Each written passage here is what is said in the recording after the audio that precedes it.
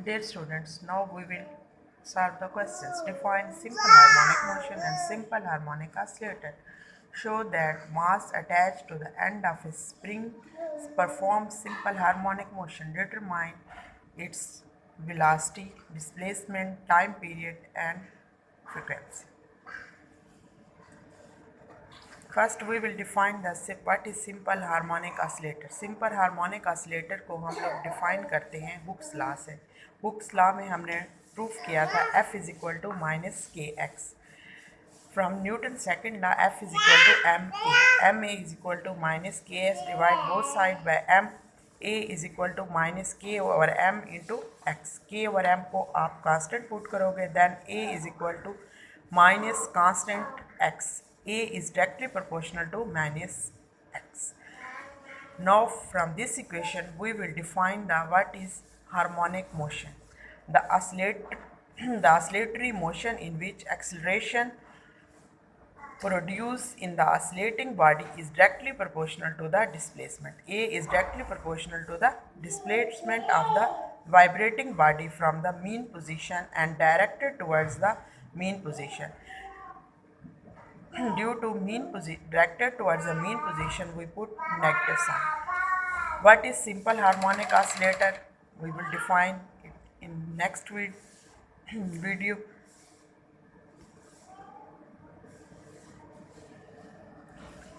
Now we will solve the equation. For this equation, we will take the spring system. That is spring. Attach a mass.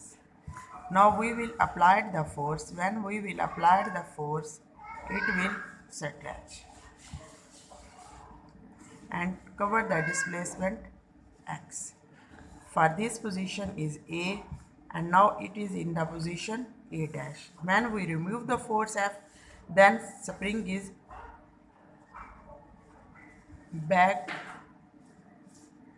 in that position and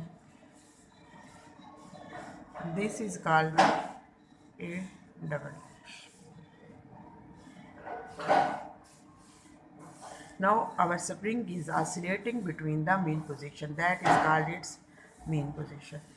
First it will comes from A dash and then double dash. Then it will oscillating between the A dash and A double dash and its mean position is A.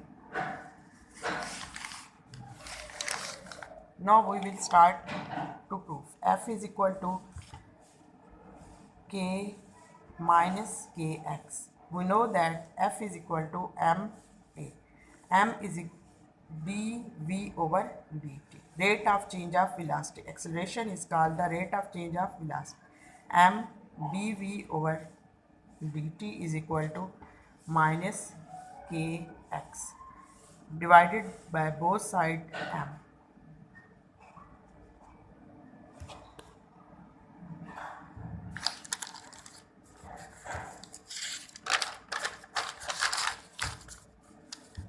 Minus k over mx is equal to dv over dt.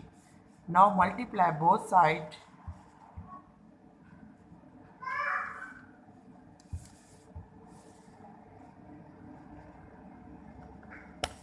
Both sides by x. dv over dt dx is equal to minus k over m x dx. Student ये कहते हैं कि हमने क्यों multiply किया, because यहाँ पर हमारे पास जो वेरिएबल्स है वो x पर डिपेंड कर रहा है, तो हम इस इक्वेशन को x की फॉर्म में लेना चाहते हैं ताकि हम इसको डिफ्रेंशिएट कर सकें. dv की बजाय अब आप यहाँ पे लिख दें dx ओवर dt और dv को इस जगह पे ले आए.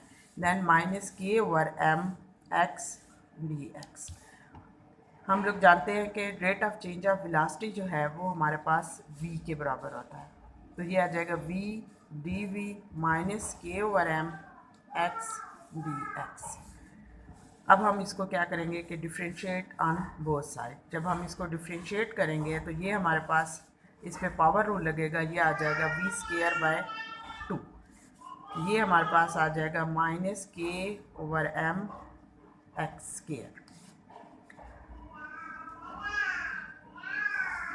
बाय 2 प्लस हम पुट करेंगे कि एनी कांस्टेंट सी के बराबर है। अब हमने क्या करना है कि हमने सॉल्व करना है कि हमारे पास c की वैल्यू क्या है। इसको सॉल्व करने के लिए आपने क्या करनी है, या तो आप इंटीग्रेशंस में लिमिट पुट करते हो या आप बताते हो कि आपकी लिमिट्स क्या थी। फर्स्ट जब आपने स्टार्ट किया तो आपके स्प्रिंग ने कोई भी डिस्टेंस कवर नहीं किया था। At the mean position x 0 होगा। जब आप उस पर फोर्स अप्लाई करोगे तो मैक्सिमम डिस्प्लेसमेंट पे मैक्सिमम डिस्प्लेसमेंट जो कवर होगा that is called it's amplitude. x is equal to x m. और जो हमारे पास एक्सट्रीम पोजीशन पे जाके हमारे पास स्प्रिंग एक दफ़ा रुकेगा फिर बैक होगा तो उसकी वेलोसिटी हमारे पास ज़ीरो हो जाएगी। अब हम जब ये वैल्यूज़ पुट करते हैं तो ये हमारे पास इक्वेशन बन जाती है -1/2 k/m xcm प्लस सी। यहाँ पे v की वैल्यू पुट की वो ज़ीरो हो गई। यहाँ से अब हमारे पास c की वैल्यू निकल आएगी। c is equal to 1/2 k/m x²। Put the value of c। अब आपके पास जो इक्वेशन नंबर पीछे थी उसमें आपने c की वैल्यू पुट कर देनी। जब हम इसमें c की वैल्यू पुट करेंगे तो ये हमारे पास इक्वेशन बन जाएगी। अब हमने इस इक्वेशन में देखें तो 1/2 बोथ साइड आ रहा है, इसको आप कैंसिल आउट कर दें। यहाँ से v² की वैल्यू आ जाएगी क्योंकि हमने v की वैल्यू फाइंड आउट करनी है। तो both taking the square on both side. जब आपने स्क्वायर इसका ले लिया है तो हमें ये भी पता है कि पीछे हमने प्रूफ किया है कि सिंपल हार्मोनिक मोशन क्या है, a is equal directly proportional to -x। Proportionality sign जो हमने रिमूव किया, जो कांस्टेंट है हम उसको पुट करते हैं ω² x। कांस्टेंट हमारे पास क्या था -k/m। तो ω² किस चीज़ के बराबर हमारे पास हो जाएगा कि हमारे पास ω² जो है वो किस चीज़ के बराबर है k/m। अब आपने ये पुट कर दिया तो ये आपके पास आ जाएगा a is equal to -k/m into x. अब आप इस फर्स्ट इक्वेशन के साथ इसको आके लिखेंगे तो ये आपके पास आ जाएगा ω² into x -k/m into x. यहाँ से आपकी ω² की वैल्यू आ जाएगी, यही जो आपने पुट की हुई। अब आपने यहाँ पर k/m अंडर रूट हमारे पास जो आ रहा है वहाँ पर आप पुट कर दें कि ये हमारे पास ओमेगा के बराबर है। यहाँ पर प्लस माइनस हमने इसलिए लगाया हुआ है क्योंकि हमने अंडर रूट लिया हुआ है। उसके बाद अब आपने इसी इक्वेशन को लेकर नेक्स्ट इसमें से displacement of simple harmonic oscillator displacement निकालने के लिए अब आपने क्या पुट करना है कि वेलोसिटी आपके पास होती है rate of change of displacement. Now v is equal to dx/dt k/m xm² into x. अब आपने इसको क्या करना है, dx के नीचे जो हमारे पास x के वेरिएबल है उनको लेके आना है, बाकी km इंटू dt और इंटीग्रेशन करनी है ऑन बोथ साइड। अब यहाँ पे जो हम इंटीग्रेशन करेंगे तो ये हमारे पास काज इन्वर्स के बराबर आता है, माइनस काज इन्वर्स का मैथमेटिक्स का फॉर्मूला। यहाँ पे आपके पास k/m कांस्टेंट है, बाहर आ जाएगा t प्लस ये हमारे पास कोई कांस्टेंट है जैसे हमने पीछे पुट किया था। ये अब आपके पास इक्वेशन बन गई है। अब आपने क्या करना है, काज इन्वर्स है इसको इस साइड पे लेकर जाएंगे तो यहाँ पर काज इन्वर्स यहाँ पे आके काज हो जाएगा दूसरी साइड पे। ये आपके पास x/xm आ जाएगा। यहाँ से हमने ओनली x की वैल्यू फाइंड आउट करनी है, x is equal to xm cos. ये आपके पास माइनस में था क्योंकि आपको मैथमेटिक्स का एक फार्मूला है, अगर काज के अंदर थीटा माइनस में हो तो वो प्लस में चला जाता है। ये आपके पास वैल्यू आ जाएगी। ये आपके पास वैल्यू आ गई है। यहाँ पर आप ओमेगा की वैल्यू जो है ना पुट कर सकते हैं। अब यहाँ से x से भी आप जो है वेलोसिटी फाइंड आउट कर सकते हैं कि rate of change of displacement velocity के बराबर होता है dx/dt। और अगर मज़ीद आप वेलोसिटी का डेरिवेटिव लेते हो तो rate of change of velocity जो है वो एक्सेलरेशन के बराबर आ जाती है। यहाँ से आप इसको फाइंड आउट करोगे, ये आपके पास आ जाएगा कि a is directly proportional to -x। और यही चीज़ हमने प्रूव करनी थी कि सिंपल हार्मोनिक ऑसिलेटर में एक्सेलरेशन जो है वो डायरेक्टली प्रोपोर्शनल होता है डिस्प्लेसमेंट के। यहाँ पर नेगेटिव साइन जो है वो इंडिकेट कर रहा है कि it is directed towards the main position. हमारे पास एम्पलीट्यूड क्या होता है, एम्पलीट्यूड हमारे पास वो होता है जो हमारा मैक्सिमम डिस्प्लेसमेंट होता है, जो बॉडी हमारी ऑसिलेट कर रही होती है वो कवर करती है, that is called it's amplitude. और इसके लिए हम इसको XM पुट करते हैं, M फॉर मैक्सिमम है। तो हमारे पास x is equal to XM cos ω t plus phi.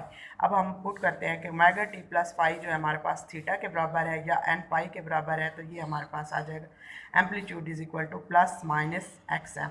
हमारे पास जो काज है उसकी पाई में वैल्यू कभी प्लस में आती है कभी